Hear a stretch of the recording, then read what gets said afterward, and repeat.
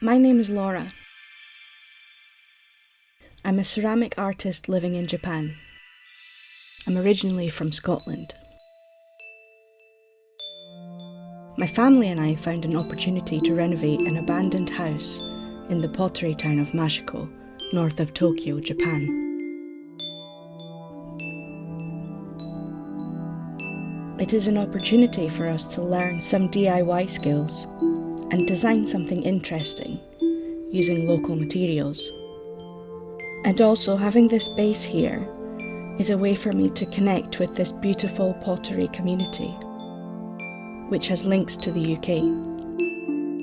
Last episode, I showed you a very shaky cam shot of our first walkthrough of the property. This time, I would like to talk a bit about the realities of buying and renovating such places in Japan. I would also like to show you my initial ideas for each room.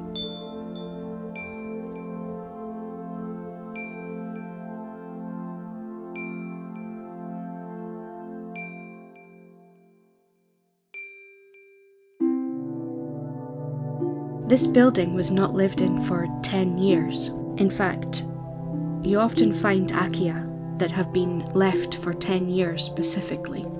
I think the reason is that after 10 years, legally, the owners are not required to put in the listing that someone died on the property. In Japan, it is very hard to sell a property that someone has passed away in. Personally, I don't think it should taint your view on a property, but I am not superstitious in the way that many Japanese people are. In Tokyo, I lived in a property with a graveyard behind it. For me, it was a bonus, as it was peaceful. I didn't have another house butt up next to me, so I got more light. Plus the smell of incense and chanting was beautiful. The property was heavily discounted because of this feature, and many Japanese people would avoid such places.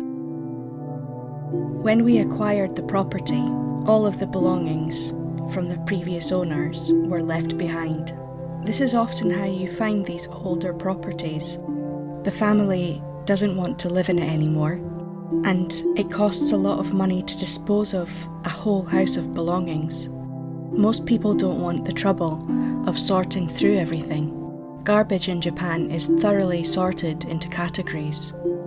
We decided to do some of the initial works on this house with our estate agent, who also had a building company. One of these things was to remove the majority of belongings from the house. Unfortunately, they didn't take everything, but it is definitely going to help us tackle things going forward.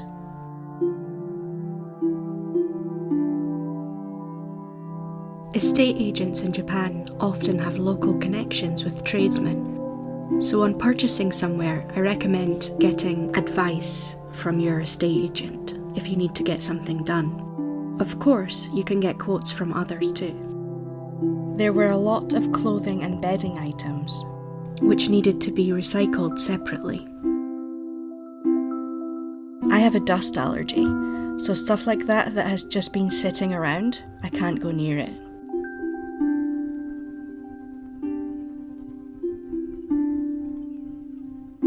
The next thing we got them to do is take away the floor in this small tatami room. This kotatsu, or sunken table base, was hard to remove.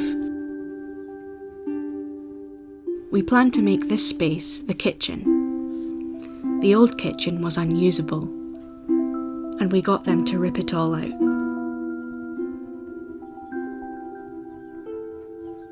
If you remember from the last episode, this was the old kitchen before the clearing had begun. And next to it was a tiny bath space. This area will become the new bathroom. Once the old kitchen and bath were gone, we could start to visualise the space better. The plumbing was done so we could fit the taps and showers where we wanted.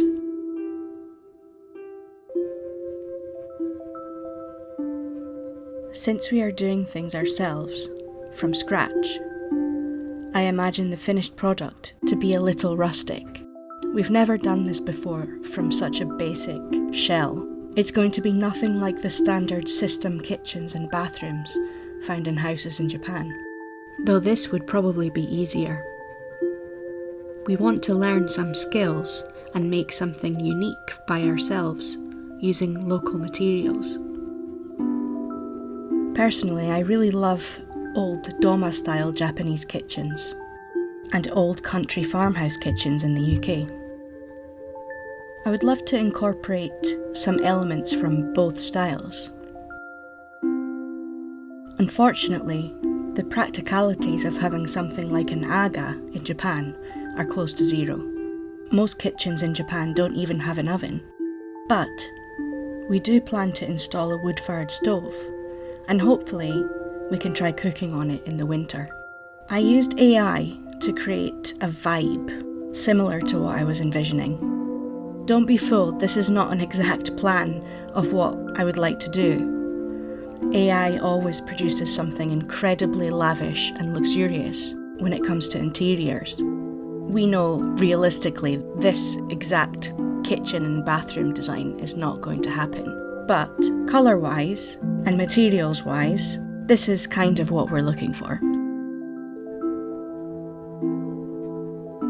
I love Quai Branly Museum in Paris and its original black showcase design. The pieces within are so well lit and it feels very intimate.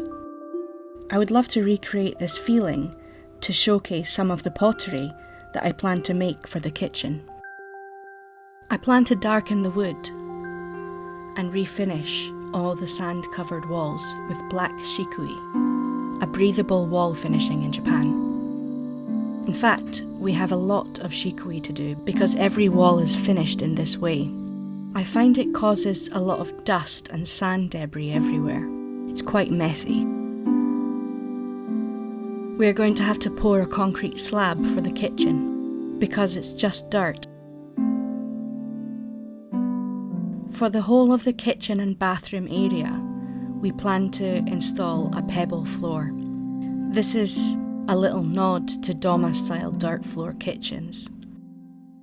This is the Hamada Shoji Museum Cafe. It gives you an idea of a traditional Japanese house and kitchen. Our place isn't as grand as this, but we also have dark beams in our space that I wish to highlight. The main entrance that we use to get into the house is between these two kitchen and bathroom spaces. This pebble floor is going to be a big undertaking, but I have done it on a smaller scale in a bathroom before and loved the finished look. Plus, it's very cost effective and hard wearing. We are still a little undecided on the bathroom, but since the spaces run together, for now we plan to carry on with a dark design theme. The space is pretty small, so potentially we could build a little outdoor bathroom area and just have the shower inside. The first space we plan to tackle, though, is the living room. This is so we can have a comfortable space to relax in whilst we renovate the rest. The plan for the living room is kind of the opposite of the plan for the kitchen and bathroom area. We would also like to use this space occasionally as a gallery or open house concept. So we want to have it all white. We have to replace the floorboards. The boards used in old houses are very thin and become splintered and spongy over time. Fingers crossed we're not dealing with termites, which is very common in Japan. The other main area is the bedroom. We plan to keep it very subdued and relaxing, and replace the tatami with flooring. Let's also talk a little bit about the garden. This is a big space, and currently the only weed defence is a very thin layer of stones. This, in Japan, is definitely not enough. And since, for now, we are not able to landscape it fully, we are going to have to try and tackle it a little at a time. Japan is so lush. You weed, and literally 3 days later, it's back again. It seems like a constant battle to not get overtaken by nature. But I love it. Last time, I said I would introduce you to the unique architecture found in this area. Usually buildings in Japan are constructed entirely of wood due to the earthquake restrictions. Unusually here, you can find many buildings made from stone. They are actually made from Oya stone, quarried locally. Oya stone was formed 20 million years ago when volcanic ash solidified in seawater.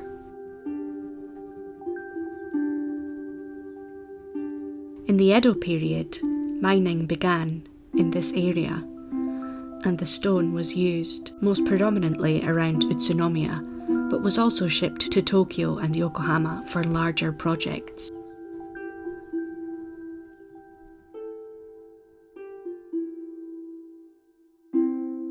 Famously, Frank Lloyd Wright used a lot of Oya stone in the construction of the old Imperial Hotel, which was named the Jewel of the Orient.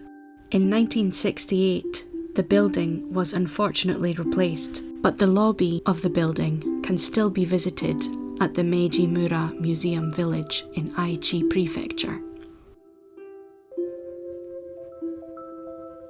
This is Matsugamine Catholic Church, built in 1932. It is made from reinforced concrete and faced with Oya stone.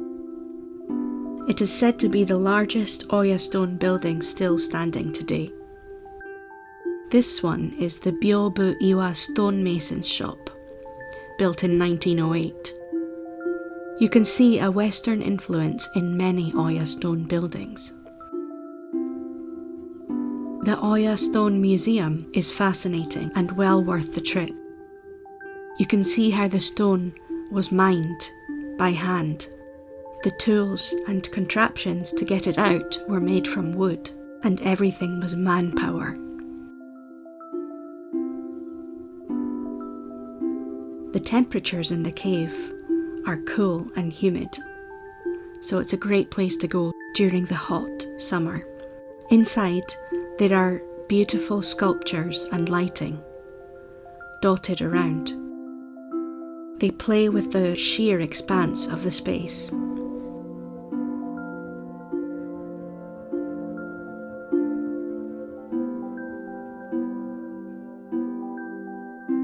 Oya stone is still sold today and makes a great material for a healthy home.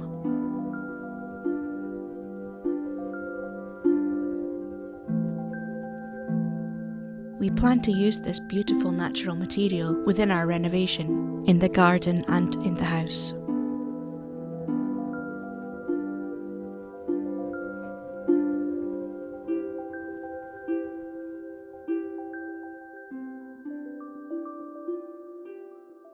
Next time, we will start on the living room dining room space. We start to put in new floor joists and floorboards.